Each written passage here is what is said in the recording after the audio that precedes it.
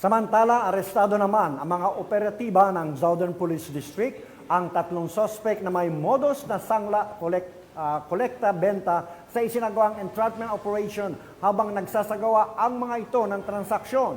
Patrolwoman Mary Tony Veva sa report.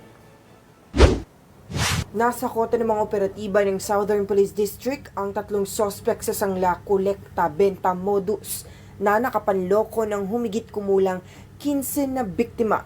Sa ulat ng District Special Operation Unit, naganap ang operasyon sa loob ng isang restaurant sa poblasyon Muntinlupa City bandang alas 3 ng hapon kahapon. Ang mga sospek ay naaresto matapos maganap ang entrapment operation habang isinasagawa ang kanilang illegal na transaksyon. Kinilala ng pulisya ang tatlong sospek na sina alias Cristina, 48 anyos, na empleyado sa Muntinlupa City Hall, at ang mag-asawang sina alias Alec, isang public school teacher, at ang dating miyembro ng Philippine National Police na si alias Daniel. Ang modus po ng ating suspects ay isasanla po nila yung isang property na kung saan ay nagkaroon po sila ng kontrata o kasulatan. At ito ay isasanla pero wala naman po yung property hanggang bibigyan sila ng interest. Yung po yung pinapangako, nagbibigyan po ng interest yung pera nila. Magbibigay po ng isa o dalawang beses, and then sa mga sumusunod po wala na po silang ibinibigay. Ayon sa mga biktima, sabihin na po natin na naloko niyo po kami kasi property niya po, doon po siya nakatira, teacher po siya, pulis ang asawa niya, employee ang mother niya sa City Hall.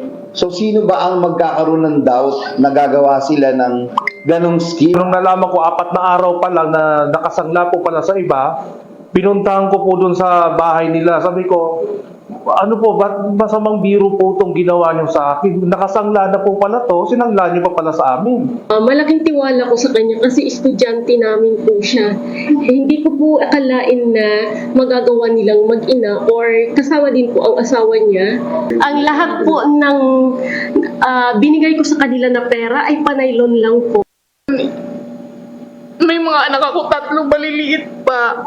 Sabi ko sa kanila, Ma'am, susugal po ako nito kasi additional income nga naman.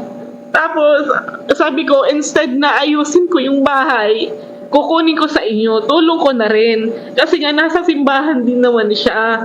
Tapos sabi ko, in case man na ganun, mahahabol kita kasi may lisensya ka.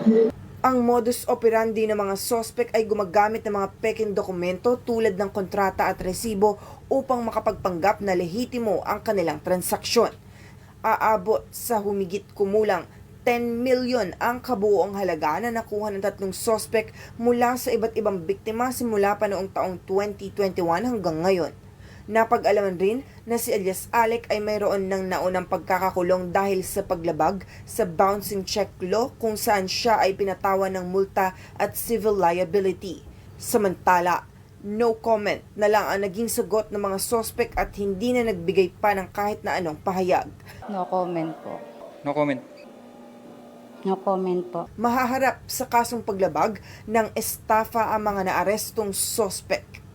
Mula dito sa Southern Police District, ako ang inyong PNN correspondent, Patrolwoman Mary Tony Veva, alagad ng batas, tagataguyod ng Balitang Pulis.